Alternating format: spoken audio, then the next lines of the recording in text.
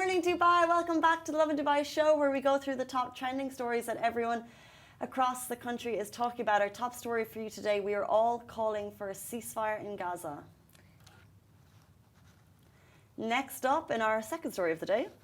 Well, there is apparently, after the ceasefire as well, COP28 proves that fashion can be sustainable. We're also talking about why Dubai's Crown Prince is praising the KHDA. As well, because apparently Dubai school kids rank the smartest in the world in math. And is Selena Gomez in Dubai? We're going to talk about that also. We might only need one gadget for documenting our thrilling adventures in a few years. Iron Man-like contact lenses are being created in Dubai. Yes, and as well, other than all of that, we have a lot of other things, such as the star of Dr. Implant Mass reveals that the secret of her dentistry success. It's so wild what she is doing. They've made a show on it by TLC. If you love emotive TV, it's something you're definitely going to watch. We have her later in the show. And also, do stay tuned because we have the world's best scooter rider. His name is Koda. He has just entered the building. We're super excited to get him on the show. But before we get to all of that, today we're celebrating the magic of Gardenville, UAE, the masters of floral artistry. They recently wowed us by transforming our office into a festive wonderland. If you saw our Instagram stories, you will have been in awe. Anyone who comes through our office You're going to is see like, the Christmas wow. tree. I mean, honestly, the Christmas tree is such a big Christmas tree. It's beautiful. It's very decorated, well decorated with the red colors, which honestly they identify with Christmas. And it's a huge tree as well. I think honestly we just need Santa Claus and it will be completed. Yes. Santa, please come to our office. Yes. But the big thing, and what you can see behind us here, is you can win a fresh Christmas tree. And by the way, nothing beats the smell of a fresh Christmas tree in your home with free delivery and expert setup. Just follow these guys right here, Gardenville_UAE to enter. That's all you need to do. Do not miss your chance. But let me tell you, I promise you, come to our office, please visit and just enjoy the splendor of this tree. I feel like it's wasted on such, it's magical. It is, honestly. You know what? I think we need to have or send a special invitation to Santa Claus and his elves. I think so, since we're doing Secret Santa, but where is he? I know there's a lot of people right now thinking, well, Santa is me, and it's a difficult time. Oh, is it you? Have you set up a tree at home? Yeah, we have, and honestly, it's not as big as the tree that's here. And I mean, honestly, my sister and I just got a very nice, cute tree. We're only 4 people, four people, the member of the family. We're only 4, and we just created a tree that is that fits all of us, and we're only 4. So have you set up? Yeah, we're only 2. Oh my God.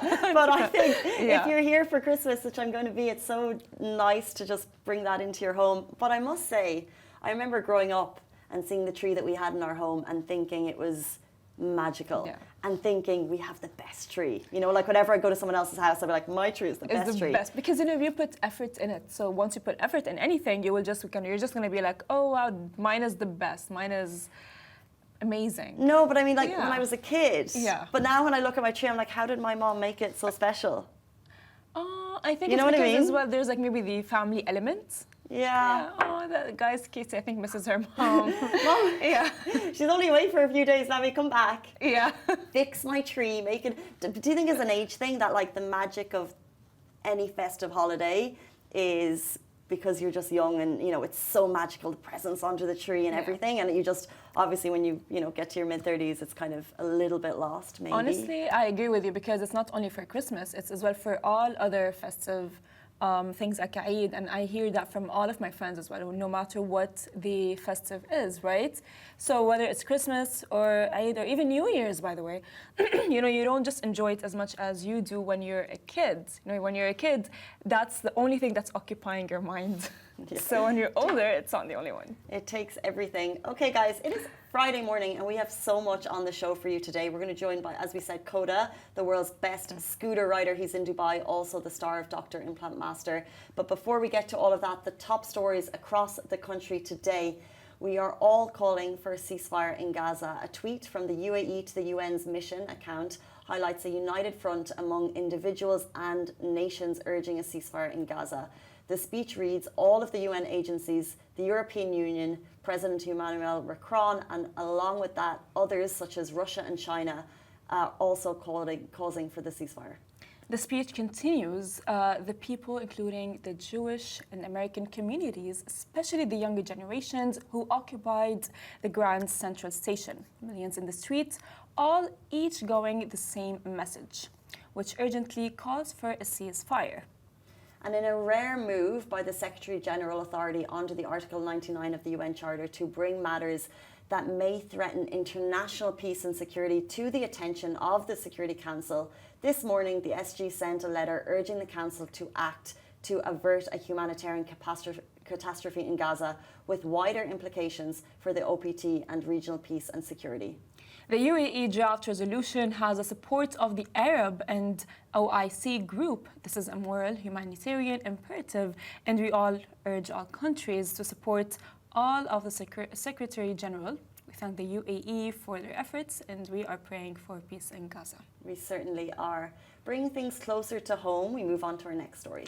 So, Dubai school kids ranked the smartest in the world in math. A student assessment in 81 countries evaluating skills in mathematics, science, and reading sees that Dubai private schools ranked the 9th globally in mathematics. In line of that, the Dubai's Crown Prince praised the KHD for their efforts, saying, "We emphasize the quality of education,"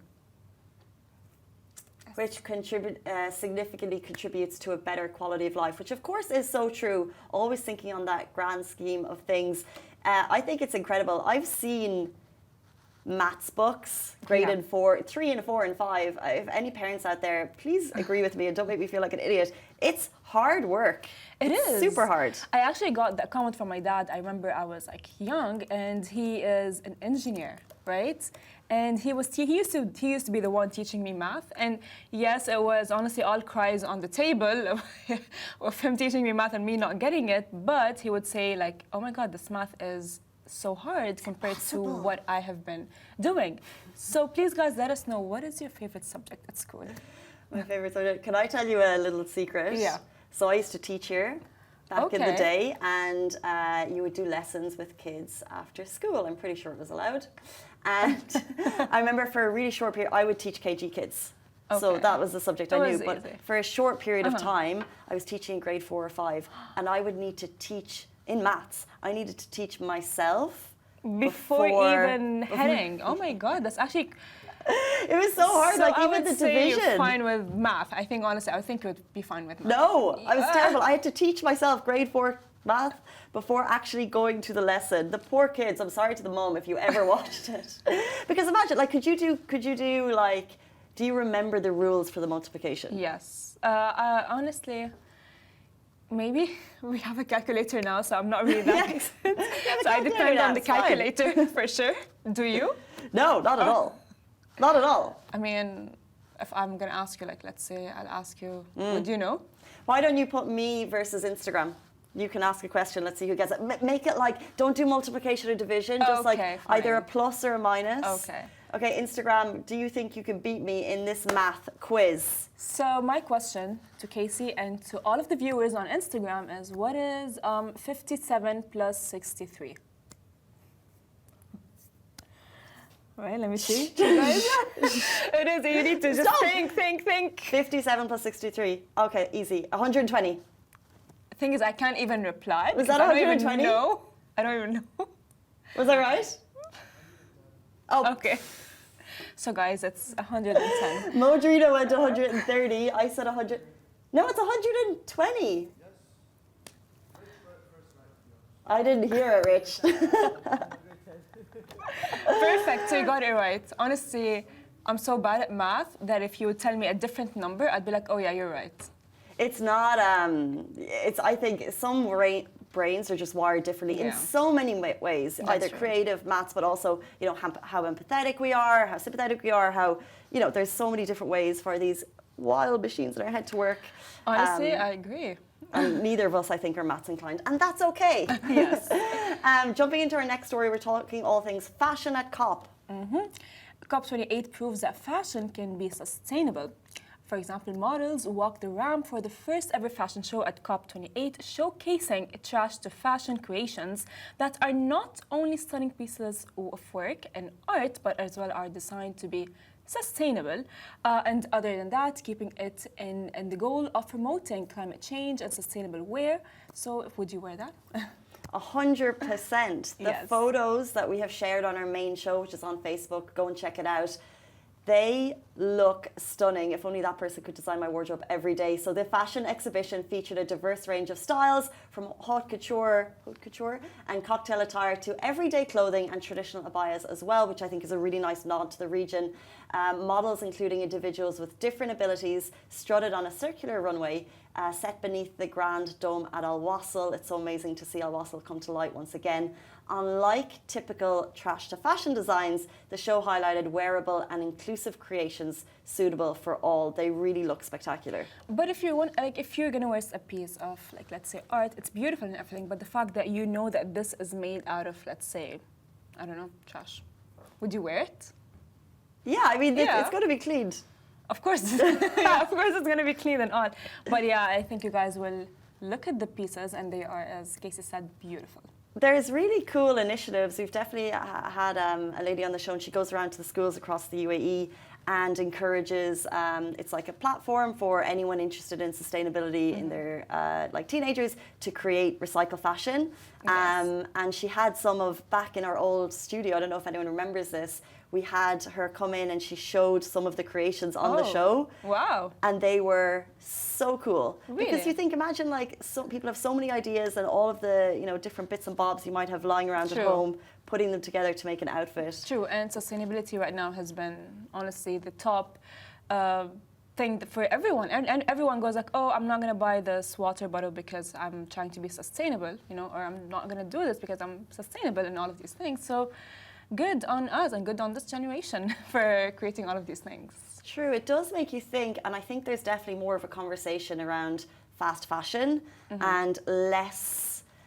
Do you think it's a generation thing, but less of a reliance on kind of like the quicker, cheaper high street, and people are investing more in more expensive pieces that will last you longer, and therefore you're not just doing like, I'm only going to wear this once and throwing it away? I mean, honestly, I feel like maybe this generation, we are blessed with social media and so it gives us a lot more knowledge, right? And because of that, you know, it has been just like spreading, like, as we say in my country, it's obviously it's not like literally, but like spreading like ants, right? So which is causing like a lot of awareness to sustainability, a lot of awareness towards what we should and what we should not do to protect our as well Earth, and as well it all goes back to the United Nations, and you know how like little kids are there like defending like, oh, we need to protect our Earth and we need this and we need that, which is honestly amazing. And we're seeing so much of that at COP28. Yeah. Speaking though of innovation, I'm going to bring you to our next story, moving maybe towards away from sustainability, but a Dubai startup is creating Ironman-like contact lenses. So if you've ever wanted the Ironman contact lenses, where basically put a computer in your eye, a Dubai startup is making that happen, and they report that these lenses could be available for purchase by no sooner than 2027. As well, Dubai startup Expansio reveals that prototypes of its smart contact lens having secured $40 million in seed funding last October. The company plans human trials in 2 years, with the lens available in optical stores by 2027 or 2028, according to the National. These look insane. The 3 prototypes promise an infinite extended reality view, displaying tasks from documents to meetings and gaming exclusively for the wearer. Basically, imagine the notes on your phone. This is how I think of it. That would be in your eye. It's powered by AI, and the goal is to reportedly replace laptops and phone devices. Price-wise, you're looking at more expensive than the latest iPhone, so like, let's say 8,000 dirham. And charging capabilities would be done in an Airbud-like case. You'd also probably have to change them quite regularly, because obviously contact lenses can get dirty. But how cool, right? I mean, honestly, Thinking about it, it's the coolest thing ever because, like, as you said, imagine like having this contact lens and just like, oh, check, I took a picture or I took whatever I want and everything is perfect. But would you wear it? I wouldn't be the first person to test them, but then contact lenses are so they're so user friendly. I use them for years, and they're easy to pop in and out. So I guess I wouldn't mind testing them. However, we're obsessed with our phones, and they're in our hands. There's something so this is like first case scenario, but I guess the reality is they probably want something that's in your eye when you wake up and fall asleep. And the reality of just being able to wake up in the middle of the night and having the opportunity of getting information to your brain directly, you would never sleep. Actually, maybe they're turning us into robots. I was just thinking, like, you know, like having like a contact lens and that just like, you know, gets all of the information to your brain and all of these things. It's crazy. It's the first level, and I don't know if I want us to be that advanced that I have so much access all the time. You know, I think we all sometimes maybe struggle going to sleep at night, and they give you tips like, oh, leave your phone in the other room.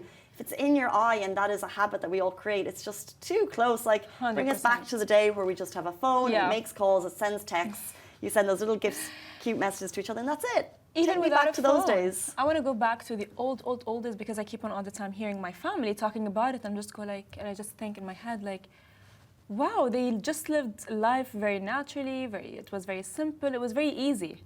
If you could go back to the old days, but you had just one app or one functionality of a phone that you want to bring to the present day. So you have nothing else but this one function or app, what would it be? Wow, that's a very good question, guys. Casey is going fire with her questions. An app, I would say honestly, maybe Bumble. I'm joking. I'm thinking like Google Maps. You know, because like, how do people get around? I mean, honestly, even with Google Maps, I don't know how to get around. Even with Google Maps, guys, I just like lose my way in a way. I'm just like with my Google Maps, like, oh my God, this is all Google's fault. But it is. Waze Google. Is better. Yeah, Waze is really good. But if I had an app to keep, I would say Instagram, just so I can keep on. Yeah, just so I can see like what my family. No, I don't know. Maybe Instagram, maybe WhatsApp. Either, I think it's a tie between Instagram and WhatsApp. Yeah. Interesting. What would you? Which app? Yeah, Waze, Google Maps. Google Maps. Like Instagram? No, not at all. Not at all. WhatsApp, I see what you mean. It connects you with people around the world. A calling feature would be nice. But the reality is I do not know how, like back in the day, imagine having the cities that we have now and they had to update with paper maps every single... It's like, oh, you want me to go to Dubai Mall? Wait a second. Okay, so you're not going to know. No, you're right. But the thing is, even with Google Maps, I every time make a mistake. Yeah, you need to get on Waze. Yeah. Do you know Waze? Yeah, I know, and I have it, but I still, the problem is me. And they're not the problem, I'm the problem. I think we all, like, there's no one who's not missed an exit in Dubai if you've been driving for a couple of years. And you miss one exit, and it's like, it's like you have to, like, go all around, and just, like, all of a sudden you need 20 minutes extra. However, wouldn't life be so much easier if we were riding scooters? Which takes us to our guest of Friday morning, one of two. We're going to be live with Dakota Schutz, the world's best scooter rider. He's going to be with us after this very short break. Do stay tuned. Hey guys, welcome back to the Lovin Dubai show, nicknamed The Machine. We've got the #1 scooter rider in the world joining us on the show right now. Welcome to the show, Dakota Schutz. Thank you so much for being here. Thanks for having me. Not at all. We're decided to have you on the show. Yeah. I mean, honestly, I'm excited myself because I just don't know how to scooter yet. Yeah. Yes. Yet. Well, that's the key operative word. So, how does one become the world's best scooter rider? I mean, so scooter rider in terms of like there's freestyle scootering and now electric scootering. So I'm 4-time world champion in freestyle scootering. And so it's a series of contests, which is eventually leading to a world championship. It's at a skate park. You do a 1-minute run of the best tricks, and whoever's judged the best of that day is world champion. So take us back. That's a great summary. Take us back to like the very beginning. Were you always into scooters? Were your family? When did you actually start, and when did you know you were good? I think I started maybe 2006. I grew up in California, so I was always at the skate park or the beach doing something active. And me and my brother used to go to the skate park like once a week on everything, like rollerblades, skateboard, whatever we could find. And then we saw one kid one day on a scooter just doing a bunch of random, not impressive tricks because they didn't exist then, but just something that interests me and my brother. And then we found this kid and started being friends with him, got our scooters, started learning tricks, and then YouTube came out. And then we would post videos and other people would post videos, and then we would make tricks, other people would make tricks. So it's cool because when I got into the sport, there was no sport. So we like got to create it along the way, and now I'm pretty sure it's the most popular action sport anywhere in the world. Amazing, so cool. As well, I want to ask you actually, how do you start? I mean, honestly, for me, because I don't know how to scoot, and I was meaning the electric one. So here, since like not the electric one, the one that's like the regular scooter, which by the way, my cousin as well loves scootering. So how do you prepare yourself? Because like you don't just go out on the scooter and just know how to balance and. I think the number one thing in any sport is learning how to balance. So if I had a 3-4-year-old kid, I would put them on a 3-wheeled scooter, like the little ones you see at the schools and all. Like this is number one easiest way to teach them how to control the scooter or whatever it is. And then you put them on a balance bike or something like where they can touch their feet and kind of figure out where the balance is. And then you could go anything, scooter, bike, skateboard, because it's all the same balance. But it's really, as long as you can know where your center of gravity is and you're not going to like go around a turn the wrong way. But if you just take it slow and spend some time like consciously thinking about what to do, it's not so hard. I mean, honestly, that seems really, really, really cool. I mean, honestly, because personally, I have like issues with balance. Yeah. So even like if I use like the electric one, I just bump into something. Yeah. So as well, honestly, as a kid, I loved the Ellen Show, and you've been there. Yeah. How was your experience with Ellen and the Ellen Show as well? Yeah, Ellen and the whole team's really welcoming and nice, and they built me a whole skate park in the back for the day. So. Oh, I'm so sorry we didn't build you a skate park here. There's a ramp, No, but they're really welcoming, and I got to do a lot of cool TV shows like it, and they're always amazing people, and it's cool to be on such a platform to promote my sport and inspire people. Amazing. Now, as well, I want to ask that what actually, why did you come to Dubai, and what brings you here? Dubai, I came the first trip in like 2018 or 19, and I had opportunity to bring the first electric rental scooter company here, and I did that, and it's still operational. And then I made a lot of friends here, and before I was spending a lot of time in Europe and everywhere, and Dubai is easy for me to travel because I go to Asia a lot, I go to Europe a lot, and so it's very central, and it's the most safe place, most convenient place. So for me, Dubai, it's one of the best places to live. Amazing. Interesting. I want to ask that maybe back when you were a teenager more than now, but obviously like there's going to be bruises, there's going to be bumps along the way. You must have been coming home to your parents with like some injuries. Were there any injuries along the way, and how did you kind of like overcome kind of any challenges, like the difficult tricks that you were trying to face yourself on? So for me, anything I'm trying to accomplish is like set the goal, like become the best scooter rider, best whatever, and then work backwards. And so like whatever is necessary to get to this goal is the path. Like whatever happens on the way there, that's just like a little bit of things you have to work with. But for sure, injuries, like I broke a lot of things. My knees are not the best, but they work. Concussions. But in general, like as long as you have the end goal and you're persistent, and that's what you want, there's like you just gotta figure out the little steps every day to get there. And like you have to also have the attitude of like, if this is yourself at the end, what decision would this person make today? Ooh, instead of just like I'm me now, like what is 10-year Coda deciding? So that's how I usually work in like a decade mindset rather than like tomorrow or next year. That's amazing. It's actually very, I think we should maybe use this mindset as well here.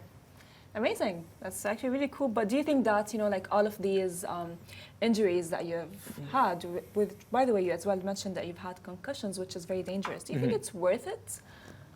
Because you might lose your life, right? Yeah, I mean, but otherwise I'd be pretty bored. Like, I don't know.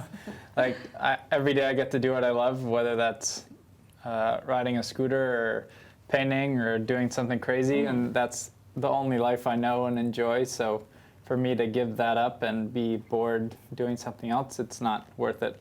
And like, I'm not really that afraid of I don't know, I guess you'd say death. Like, it doesn't even phase, like, the consequence of, like, you going to learn something, like a new trick or new business or something, like, the consequences are minimal because you just see the success and you calculate it accordingly.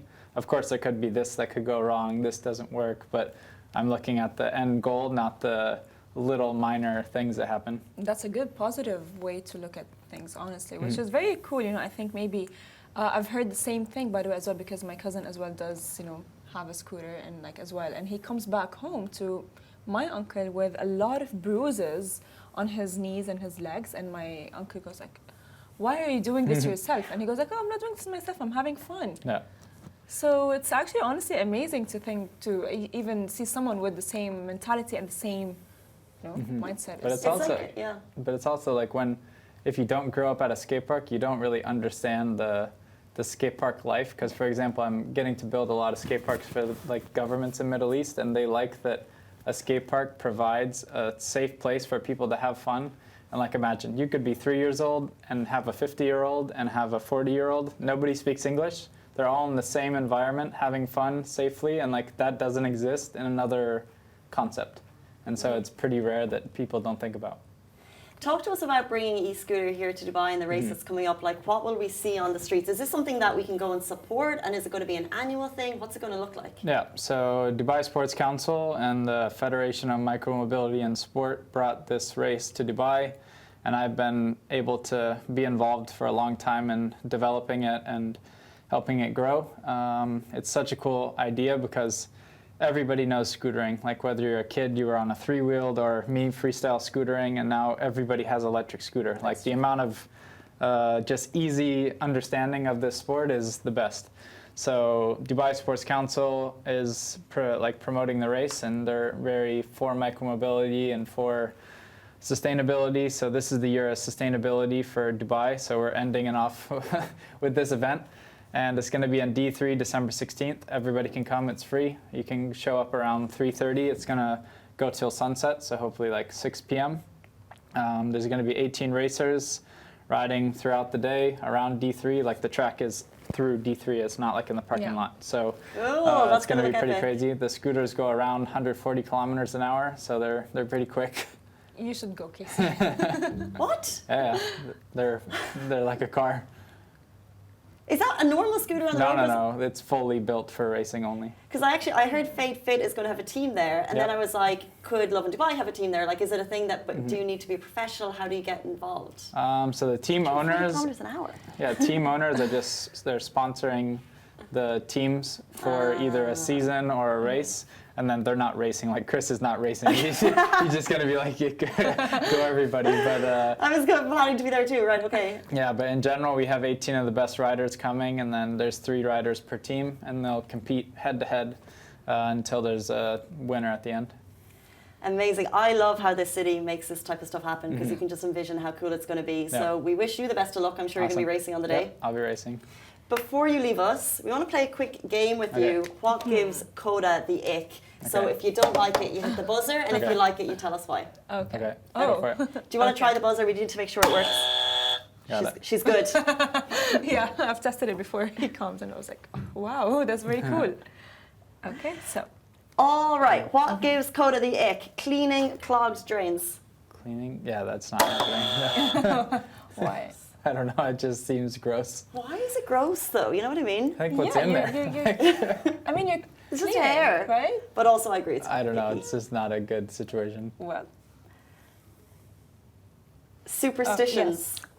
I don't know. I don't really care about nothing like that. No lucky socks before you go for a ride. No. No. All right. Well, this is a very funny one. Android phones. I used to have them, so I'm not against it, but I like the easability of iPhones. All right, I was Android for like 10 years. Like, great. What about a cake face? Like, if a girl comes up with like a Yeah. very yeah, I mean, honestly, it's not only your ick, it's every guy's ick. Yeah, I don't know. I mean, some people love it. Even the girls, like, go for it. It's not up to me, but yeah, for me, no. No? No. I mean, honestly. Dating apps. No. No. No. As in icky? Ah, yeah, sure. Okay, well, Greg's. Oh, sorry. Greg's? It's an English sandwich. Yeah, I know. It's sausage roll is the best. Yeah, it's good. So you like it. Okay, perfect. What about waxing? Waxing? On I guys. don't know nothing about waxing. If a guy like comes and waxes, does it give you the ick on his Come body? and Like waxing? waxes his arm, waxes his leg. The chest waxing of the men. Yeah.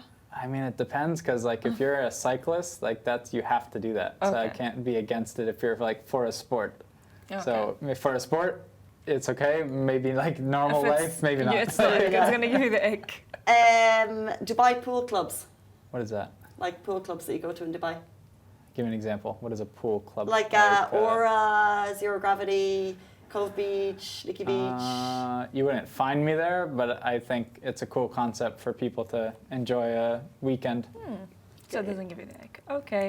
What about the skull tattoos? If like let's say like a girl or a guy comes and they have like a tattoo that's a skull. Yeah, I probably wouldn't like this. Yeah. Imagine. Yeah. I mean, And then honestly, the yeah. very last one, knuckle cracking. I do it all the time, so I like it. I don't know why it's cool, and it's not really like as bad as people say, but it's just enjoying. Like, I don't know. There's Okay. something satisfying about it. Yeah. But I know that when we do it in our office, Amy, our colleague, she just freaks out. She's Yeah. like, I can't do it. It's actually really bad for you as well. They say that's what you say, but like doctors, it's just it's just like a gas in between your knuckles, Yeah. and every time you do it, it just releases the gas. The gas. Okay. Like it doesn't get bigger. Like these are just your knuckles. Our bodies are so got wild. it. Yeah. Well, thank you so much for telling you're us your welcome. Thank ickiness. Coda is going to be racing in Dubai Design District on Yep. December 16th. and we can get out and support, wave our Yep, flags. it's free. Everybody can come support, see some racing, and see the scooter. It's going to be really cool. At 140 kilometers an hour, it's blown my Wow. mind. Guys, moving on to our next interview. Thank you so much, Coda, for being here. Thank We're going to you. be joined by the star of Dr. Implant Master, revealing her secrets behind dentistry success. Again, thank you so much. Yep, Thank Guys, enjoy the next interview.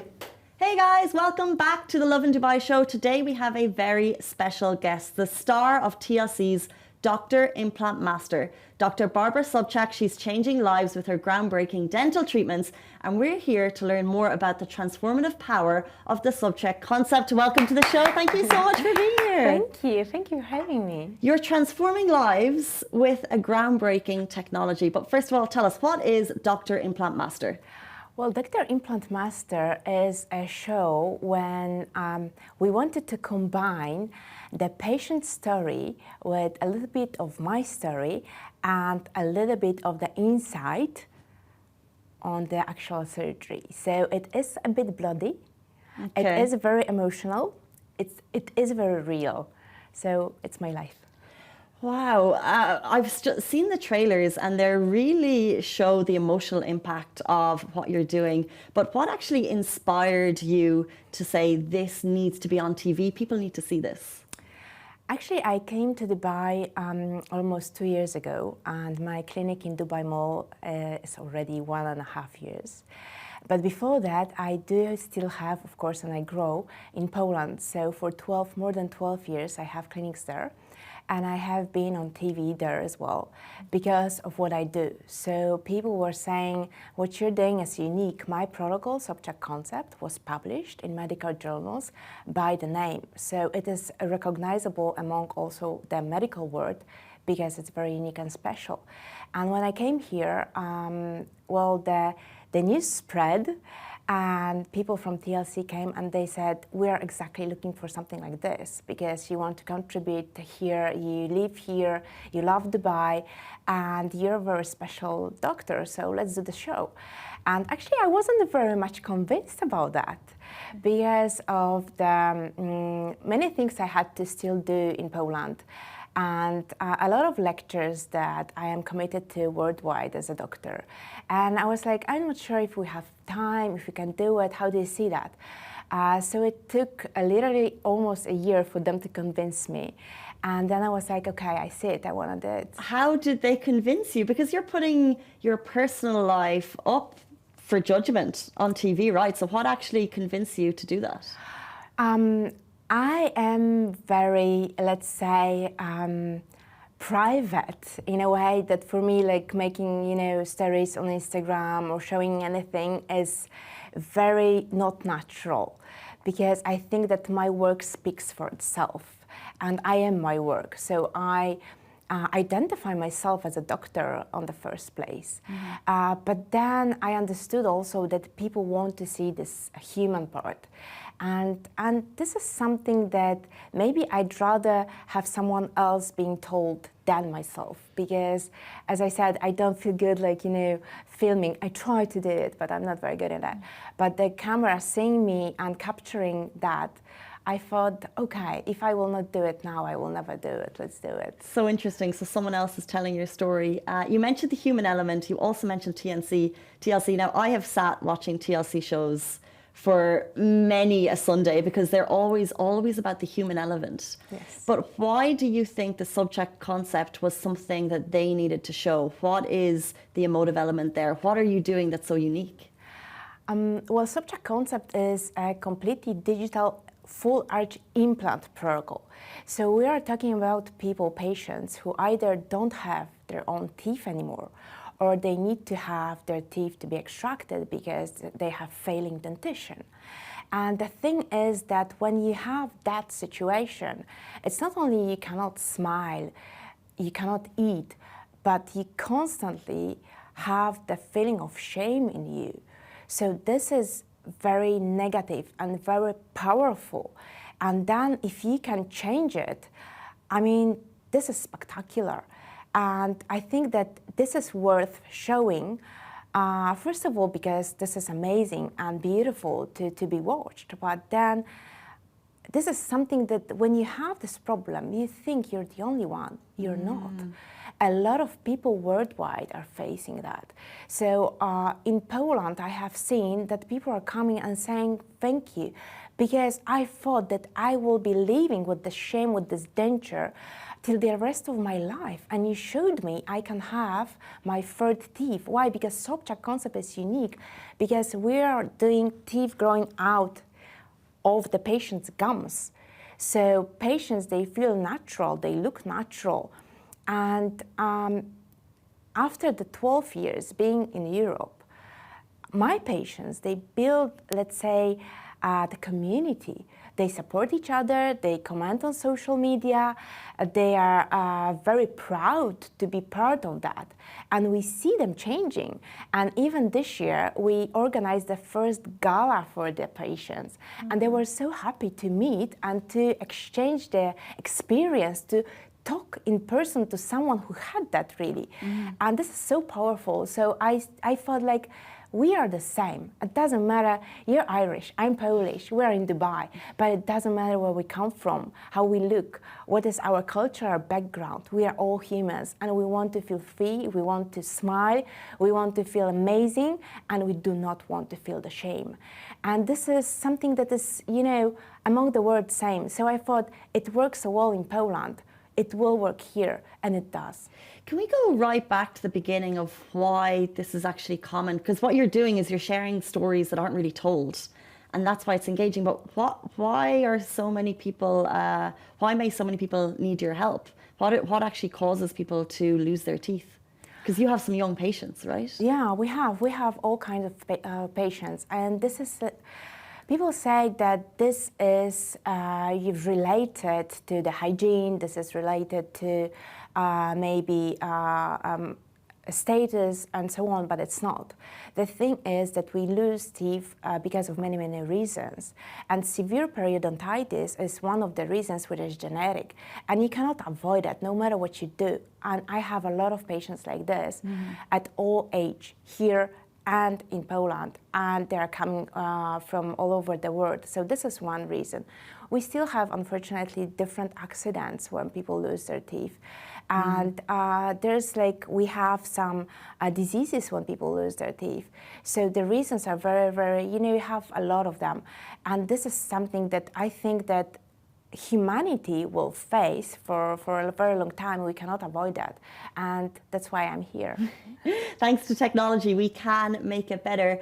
I don't want to give away teasers per se. However, can you share maybe what you feel like is the most impactful moment of the show, or what you feel is the most inspiring moment?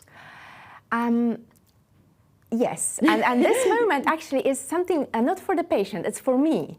So we'll take it from the different perspective, because there's the episode with Ms. Gaza when I did the surgery, and she comes from Saudi and she doesn't speak any English, and I didn't speak any Arabic.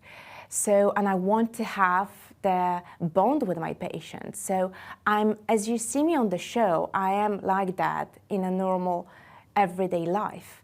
So I love my patients and I do it for them. This is my mission. I treat it as a mission. So for me, that was so frustrating that I couldn't communicate with my patient. You have this communication that is not verbal, like when the patients see in the mirror the teeth that are completely changed, the face is changed, everything is changed. And you see that, you see this, sometimes maybe, I hope that the camera could capture that, you see this sparkle in the eyes. There's something in the eyes that is changing. But still, I want to talk to my patient. So I started to learn Arabic, because Ms. Gaza is not the only patient that I have done the surgery here in Dubai speaking only Arabic. So I want to communicate with my patients. I really want to be there for them. So for me that was emotional in a way. I said, enough. Dr. Sobchak, you need to speak Arabic. That's so amazing. I'm just imagining that transformative moment for your patients that you must see on a regular basis. But is it challenging for you personally? Because obviously people come in with their stories, whether it's trauma or medical disease or the many reasons why they might lose your teeth. How do you personally deal with that? Actually, it is, I thought many years ago that I will drop that, you know, a very emotional attitude, meaning that I go home and I still think of my patients. But it has never changed. And I realized that this is the value of my work and of myself as a doctor. I am a third generation of doctors, so I was raised by doctors. I don't know how to be anything else because all my family are doctors. And they will always take care of their patients. So that is very important. And I think that without the emotional impact, I would never ever done what I have done, because I don't know if you have heard of the beginning of Sobchak concept, but it actually started with one patient. As every story, it just starts from, you know, the spark.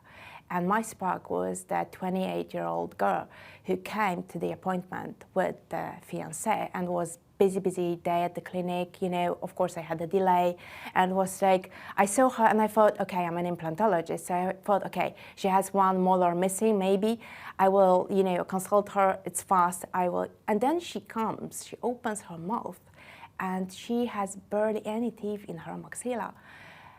And I'm shocked, and I'm like, what happened to you? And she says, nothing, just my mother, she didn't really take care of me. And then you go like, and there's the fiancé sitting next to her, and they want to start their lives together, you know, and she's beautiful, and she's everything.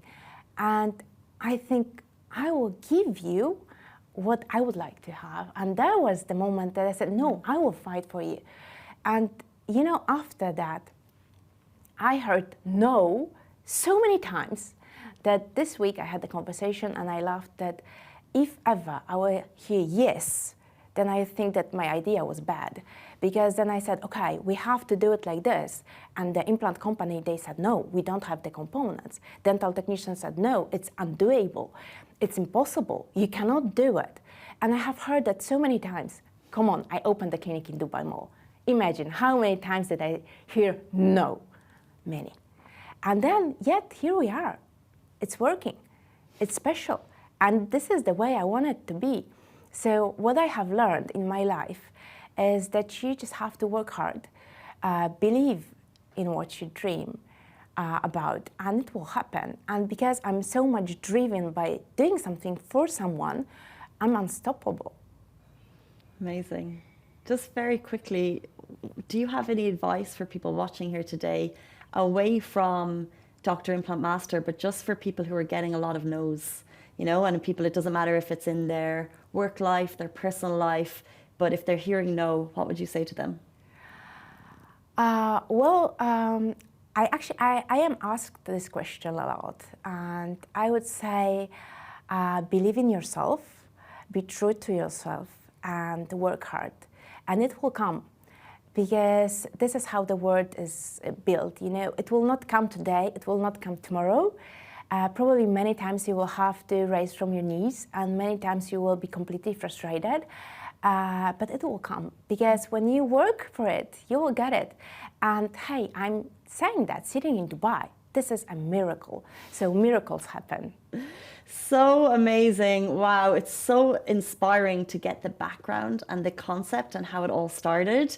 But if you guys want to get the full version, thank you so much, Dr. Barber, for joining us. How can they watch the show? You can watch it every Saturday at 9:25 p.m. on TLC, on the OSN Plus platform, Discovery Plus platform, and Jui.